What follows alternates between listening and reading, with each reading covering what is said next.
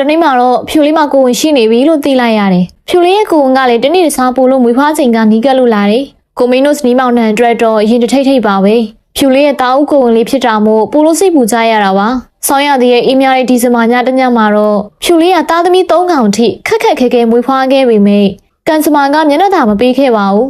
အားနေလုံးနဲ့ခွေးပေါက်လေး2ကောင်ကတော့မွေးပြီးမကြခင်မှာပဲဆုံးမသွားခဲ့တယ်သားလေးတစ်ကောင်သာဖုံမဲ့စွာအသက်ရှင်ကျန်ရစ်ခဲ့ပါတယ်သားလေးကိုမွေးပြီး6လလောက်ကြာတော့ဖြူလေးကအိမ်ကိုရောက်စားအချိန်လိုလက်ဆန်းတက်ကြွမှုတွေကတနေ့ထက်တနေ့ပိုလို့ရော့နေလာတာကိုကိုမင်းတို့လည်းသတိထားမိတယ်အမြဲဖော်ရွေနဲ့ခုံပေါက်နေကြသူလေးကတနေ့တခြားပိန်လာပြီးအစားအသောက်တွေလည်းပြတ်လာတယ်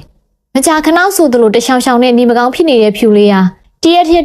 အခြေအနေပိုဆိုးလို့လာတာပါဒီလိုနဲ့ဖြူလေးရဲ့သားလေးအသက်တနေ့ပြည့်ခါနေအချိန်မှာတော့ဖြူလေးရဲ့ဝေဒနာကအသေးအံဖြစ်လာပါတော့တယ်ဆရာဝန်နဲ့ပြကြည့်တဲ့အခါမှာတော့ရင်းနှင်းစရာသတင်းကိုကြားလိုက်ရတယ်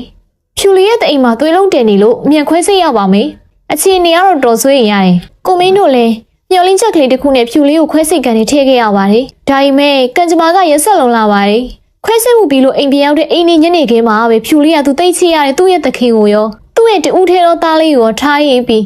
ထာဝရနှုတ်ဆက်သွားပါတော့တယ်ဖြူလေးကသူ့ရဲ့နောက်ဆုံးအချိန်ထိသူ့သခင်တွေကိုစိတ်မချတဲ့မျက်လုံးနဲ့မျက်လုံးတော်မမှိတ်ပဲကြည့်သွားရှာတာဖြူလေးမရှိတော့တဲ့နောက်ပိုင်း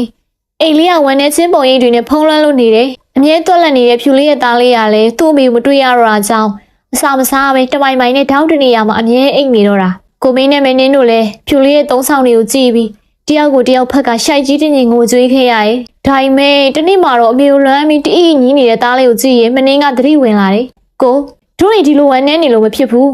ဖြူလေးကသူ့အသက်နဲ့လဲပြီးဒီသားလေးကိုတို့အတွက်အမွေချန်ထားခဲ့တာဖြူလေးကိုချစ်တယ်လို့မျိုးသူ့သားလေးကိုလည်းတို့တွေပို့ဆွေးပေးကြရအောင်ဒါမှဖြူလေးကောင်းကင်ဘုံမှာအေးချမ်းစွာနေနိုင်မှာမဟုတ်လားအိမ်နေရစားပြီးကိုမင်းတို့စတီမောင်နှံလဲသူတို့သမီးပေါ်ထားတဲ့တန်ရိုးစင်တွေကိုသားလေးရဲ့ပေါ်ပုံအောလို့ပေးလိုက်ပါတော့တယ်သားလေးကလည်းကြီးလာလေးသူ့မိဖြူလေးနဲ့တပုံစံနဲ့တူလာလေးပါပဲဧည့်သည်လိုက်အမီလေးရမ်းပြီးကြိုတက်တဲ့အကျင့်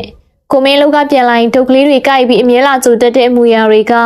ဘွားရဲ့အမောတွေကိုပြပြောက်စေရတော့အမှန်ခုဆိုရင်သူတို့အိမ်လေးမှာဖြူလေးရဲ့ခန္ဓာမရှိတော့ပေမဲ့ဖြူလေးရဲ့ကိုမွားဖြစ်တဲ့သားလေးကတော့ပျော်ရွှင်မှုကိုပြန်လဲမျိုးစိချပေးနေပါပြီကိုမင်းနဲ့မင်းတို့ကဖြူလေးကိုလွမ်းတိုင်းကောင်းကင်ကိုကြည့်ကစိတ်ထဲကနေပြောနေမိတယ်စိတ်ချပါသမီးရဲ့နေ့ရက်သားလေးကိုတို့တွေအသက်ထက်ဆုံးချစ်တွေပို့ပြီးဆောက်ရှောက်ပေးသွားမှာပါကွယ်